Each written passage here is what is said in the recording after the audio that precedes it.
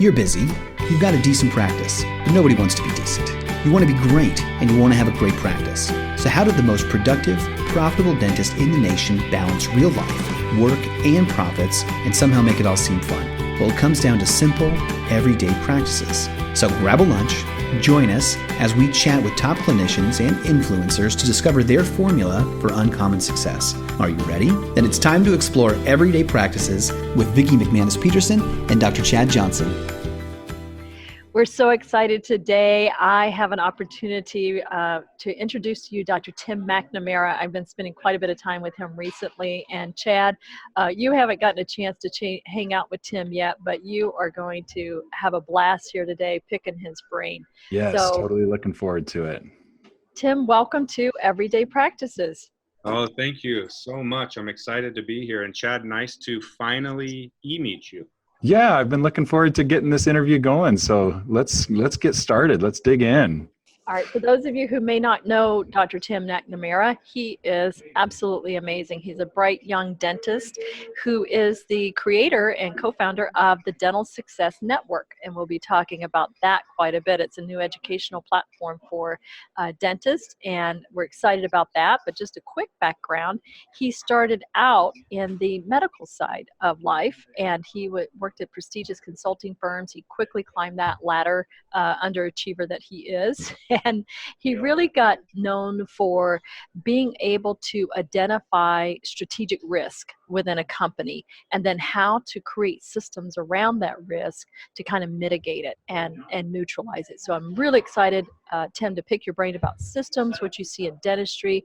I think what you're most known for in the podcast world is how you took a scratch start practice in one of the worst demographics in America, and for all of you who know my marketing background, worst demographic for me is he chose to go where there's one dentist for every 900 people who live in the area. So that's an uphill climb.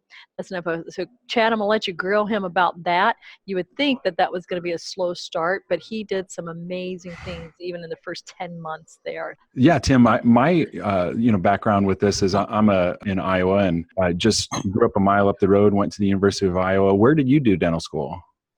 University of Oklahoma.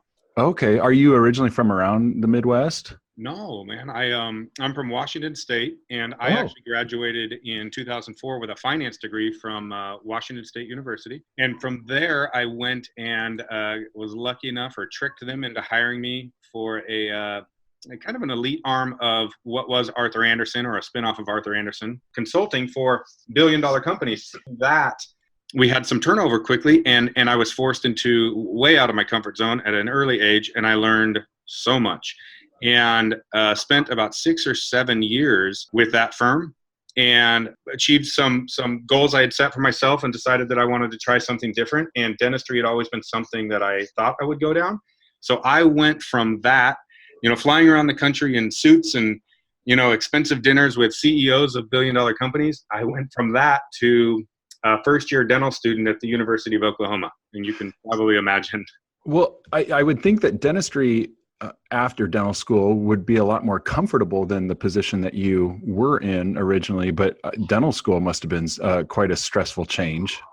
I don't know if it was stressful for me or for the professors. Like, I get in that first business class with Dr. Cumby, who I have a lot of love and respect for, but as I'm sitting in the back, I started to realize that there may be a gap in dentistry that I could help dentists with. That's what I was wondering. At what point through dental school did you notice, there's a void and I've got a talent that I can help fill that with the Dental Success Network? Yeah, so I thought that it was just isolated to my surroundings in my first year or two. And plus I had my nose buried in the books too. But when I kind of looked up, I started recognizing that it was, more of I don't want to call it a problem, just a lack or a gap in how sophisticated businesses are running and how some of these dental clinics were running. And I got at about year 2 or 3, and I actually had people offering to pay me, dentists offering to pay me when I was a third-year dental student. Wow. Tim, what is the number one thing that you see like on a day in, day out basis? If dentists would do this one thing and make it a practice, make it a habit, what would help them pivot and shift their business in a more positive direction?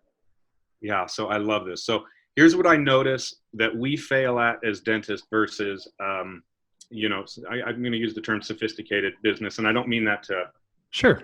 bad. I'm a dentist, so I'm not talking bad about us. But I say capacity and leadership. So our inability to manage capacity stunts our growth, and our inability to lead our team members and empower them and show them the target and the expectation, and then to follow up on that, stunts our growth. And actually, maybe even more than stunting our growth, causes so much heartache and headache and internal stress at home and at work.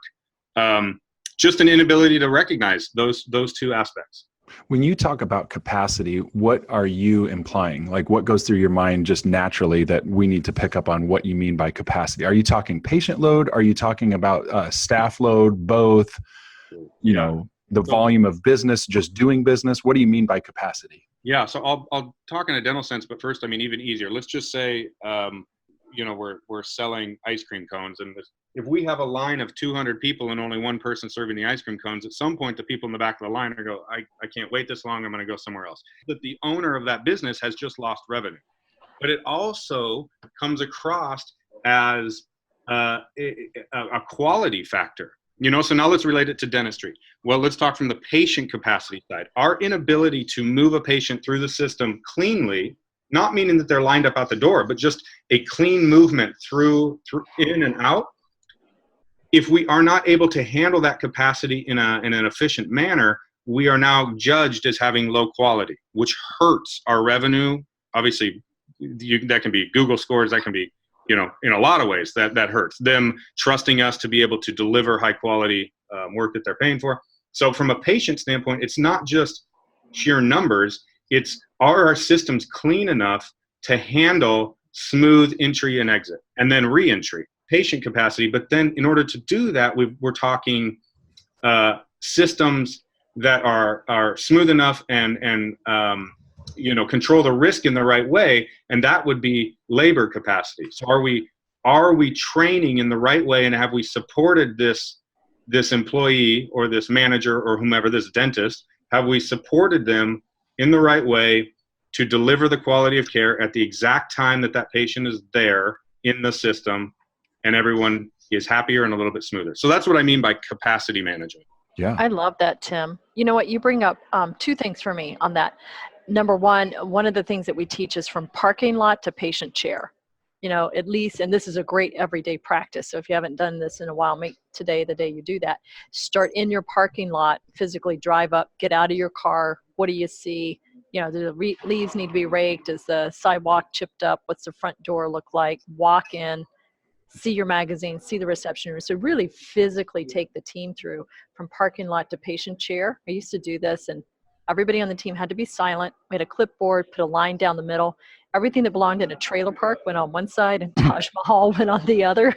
And so it's amazing, sit in your chairs, look at the ceiling. It sounds silly, but it's those little things I think that you're talking about that play into the patient perception. Well, and then, go ahead. I'm just going to say it's wonderful what you're touching on, because what we're really saying is let's make sure that the message that we're trying to deliver is correct. And yes. And in this case, does this loose wire that's on the pano machine, does this scream high quality or does this scream low quality? And if my team was listening to this right now, they'd laugh, because this was in our office the last time I walked in. I said, well, what is this? I mean, this is a minor detail, but is this high quality or low quality? And the other thing that we do, so we do exactly what you said, Vicki. And when you say it again, because it's actually brilliant, and I'm going to write it down and start saying it in my own clinic. Oh, parking lot to patient chair. Perfect. Great. So what we do, and maybe I'll throw out some stats here, not to brag, because I'm one of you guys. I'm one of the dentists here. So I just want to make sure that everybody can recognize that if we simplify this, everyone will reach these results, and they'll blow these results away. But so we were in terrible startup demographics, as Vicki mentioned.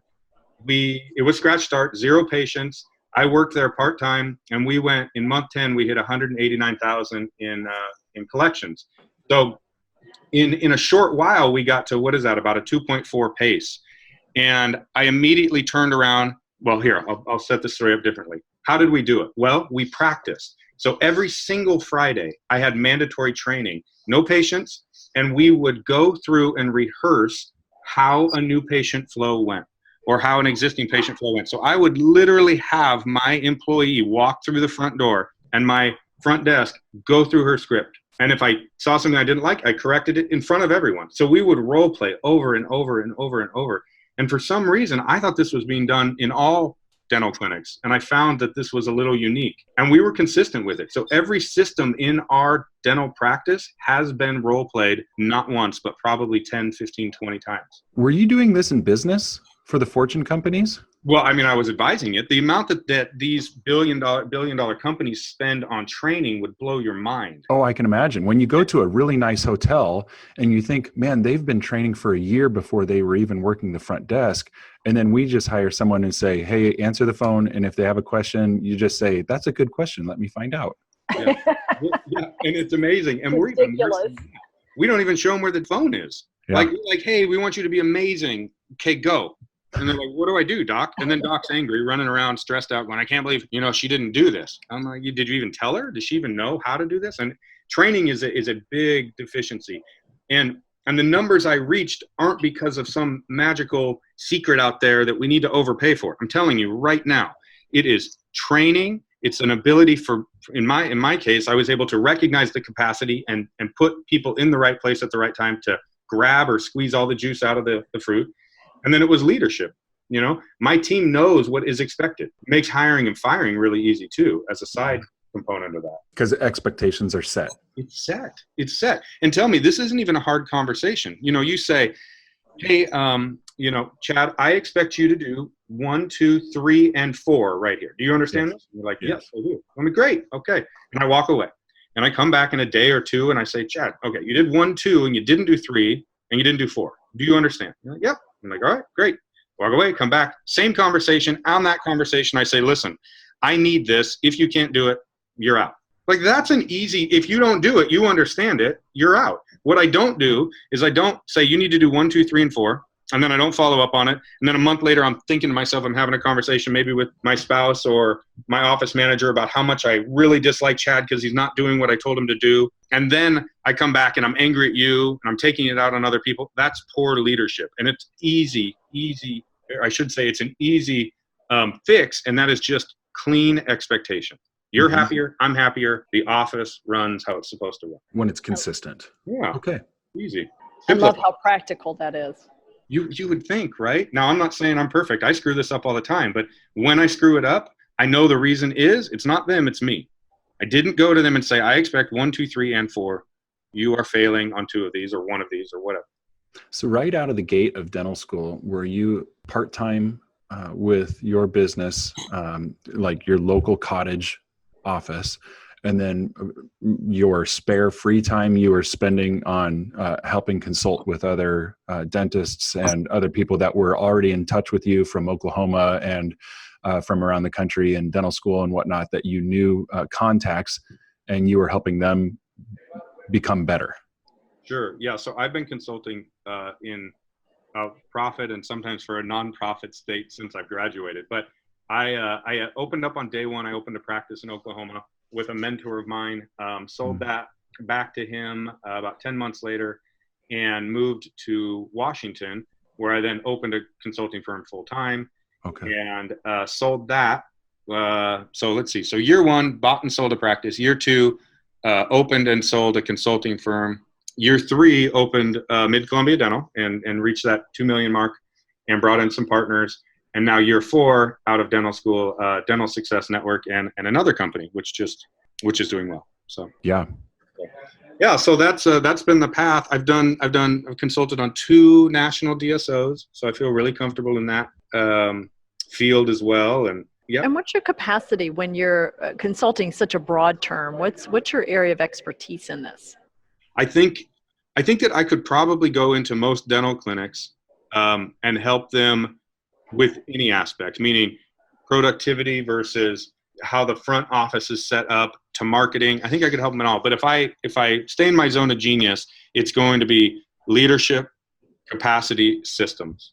That's what I was taught by the billion-dollar businesses. That's what they invested in me, and I think that's my gift to the industry. Always open and willing to share tips and tricks, because I don't think there are any secrets. And I know that's something Vicki and I are very aligned on, which is why we get along so well. Tim, we actually talked about that on the last podcast, our first pre-recording, you should say, and that there aren't any big secrets per se, but it's consistently striving for excellence. Yeah. That brings up a great point. It really comes down to the discipline, right? So the owner, how they help to put systems in place and train themselves to have the discipline to do the things you don't like, right? It's easy to do the things we like, but what advice would you have, Tim, for developing the muscle of discipline? Because it gets boring, right? That's what I hear from dentists. They love shiny objects. That's why conferences are so dangerous for dentists, because there's so much new stuff. And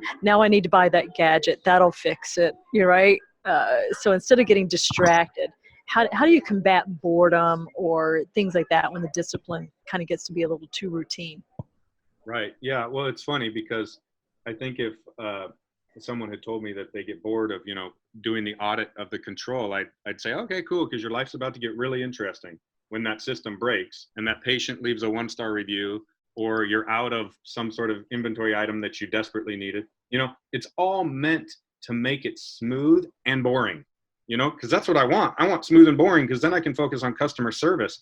So I think that what's really interesting, and maybe a tip here or may not be, but if you can set, like, let's say we got a Word document and we call the system, new patient, and you set the exact steps, 1, 2, 3, 4, 11 steps. I mean, down to the detail of Cindy says hello and hands them this and then collects this and does it. But anyways, you set these steps on a Word document and you step back and you train on those 12 steps.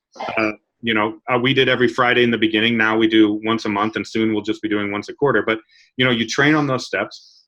And you have some areas in this flow, which in the business world we call risk. And the risk would be, let's say the document was not handed to the patient. And if that happens, well, then what happens? Well, the patient comes back confused, doesn't know what they're doing. There starts to be kind of a breakdown in the 5-star customer service. And you actually write down that risk. And then you write down what is the control to mitigate that risk. Now, I know this is like people have fallen asleep. But if you get to that level of detail in your clinic, what ends up happening is you only have about 3 or 4 controls that you have to pay attention to. And that's easy to do, And from that control sheet, you basically have eliminated the fires in your clinic.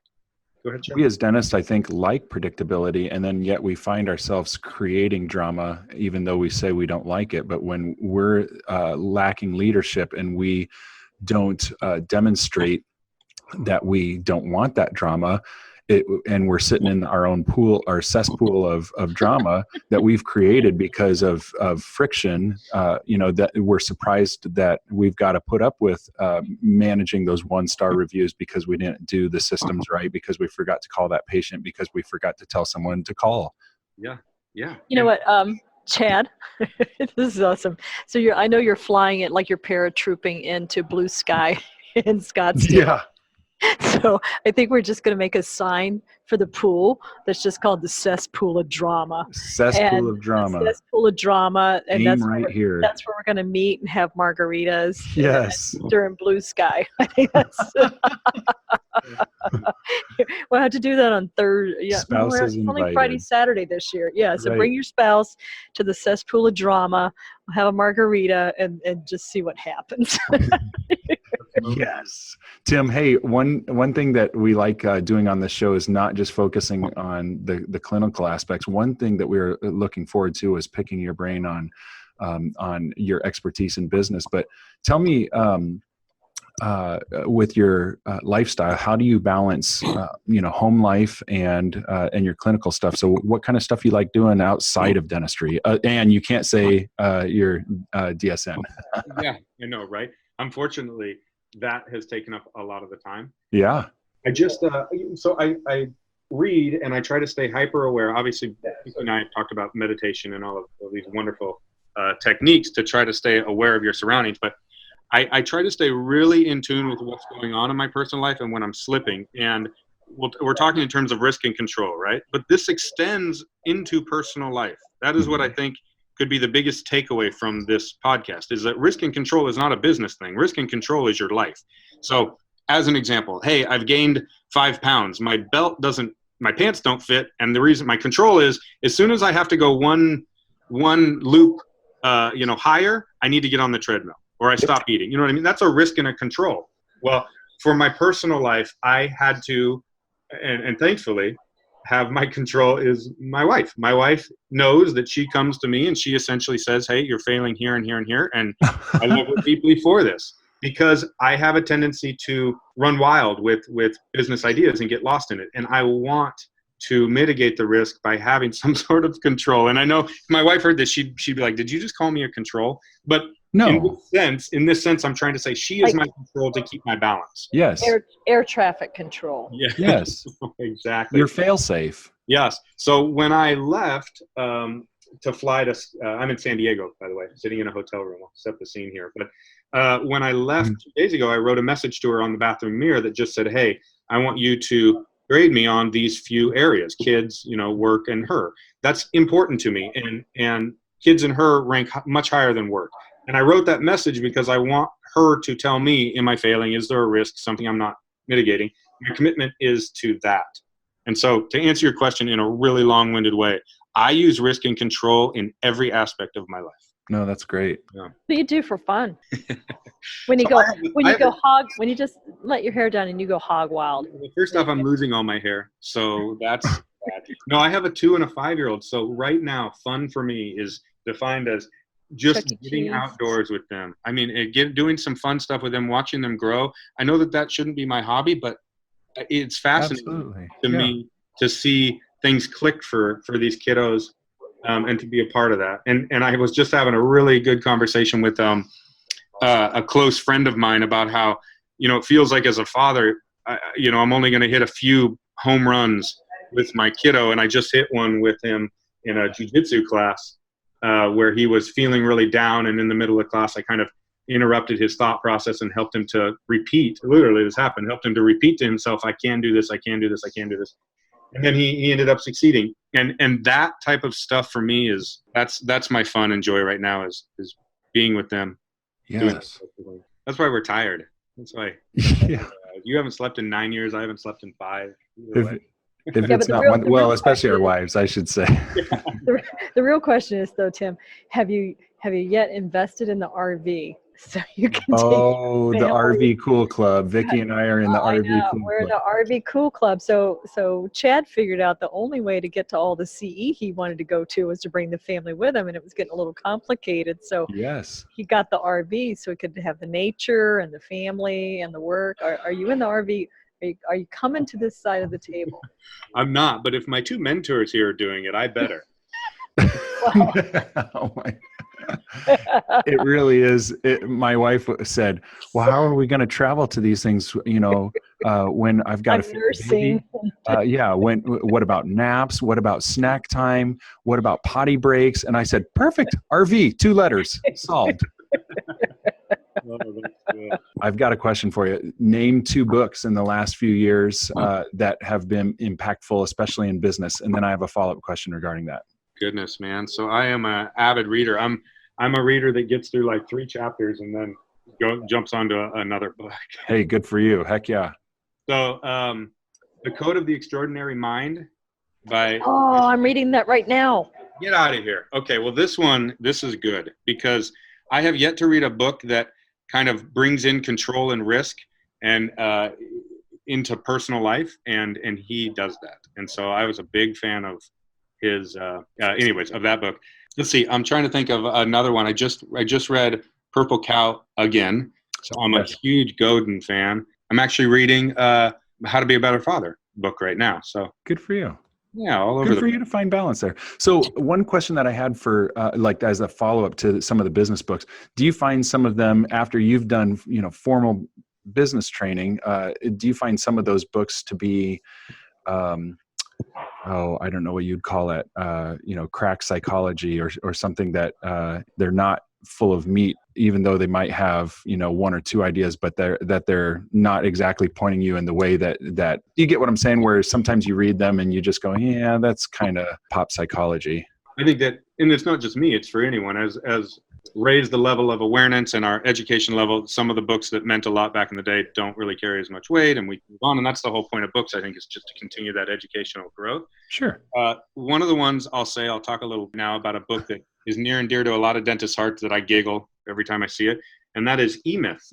So I'm a big systems and control guy, and I was, taught by some powerful people out there on systems and controls. And I come into dentistry and I'm like, wow, E-Myth is everywhere. Like I think you have to in order to graduate, you have to read E-Myth. And to prove this point, I'm sitting on an airplane like 4 years ago. Person next to me is reading E-Myth, and I'm saying to myself, this guy's a dentist. Like I've never seen anyone else read E-Myth. Oh no! And lo and behold, he was a dentist. So E-Myth to me is really interesting. There's a ton of great content out of it, but we need to remember that we are in a service industry, and not only are we in a service industry, we work upside down in a mirror in a patient's mouth, 200,000 RPMs, a really difficult environment with anxiety and this perceived, overpriced. I mean, there is a lot that goes into it. To try to put E-Myth into a dental world is difficult. Because we have a license that basically excludes a lot of people from doing the exclusive stuff that we can do. Sure, exactly. And yet there's tons that we could delegate because we're control freaks. Sure. So having a system and delegation is good. Doing it to the point where, you can bring in a high schooler to do some of this may not be the right answer. Uh-huh. I think that the level or the sophistication of the systems in a service industry, especially dentistry, deserves a little greater attention. And I feel like E-Myth can be that foundation, but I sure hope it's not, the last book. Tell-all. System. Yes. I love it. Well, Tim, I want to say thank you so much for joining us today. I'm sitting here taking tons of notes. I know. And I see Chad's page too. Just to wrap up on my end, and Chad, I'll let you close this out too. I think, risk and controls, that's going to be in my head for a long time. And then, my view of the world is always, how do the people fit into this? And my philosophy is there are no defects in people, only in the systems. So I love that you're a systems guy, right? Because you can put the right person in the wrong role and it's a disaster. You can put the right person in the right role, but without training or a system for follow-up, it's a disaster. So I really love that. And then the second tenet is we always control the process, not the people. Right. So I just love that you bring up these great points that your business systems really should be boring. They should kind of fade to the background.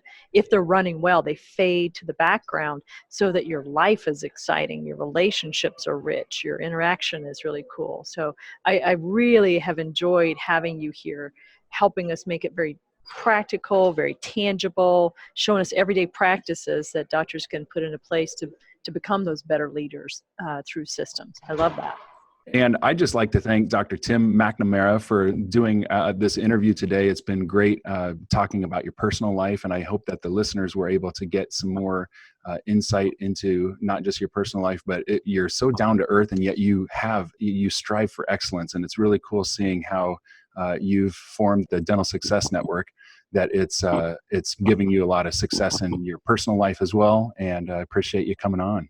Well, I appreciate it, man. And I'm glad that you guys have gotten together, and I have 3 hours of content I'd love to blab about here. So isn't that the truth? We'll bring him back. Bring your lunch or take us to the gym again next week to improve your everyday practices. Also, subscribe on iTunes, follow us on social media, and sign up for our email list. Now get out there and win with everyday practices.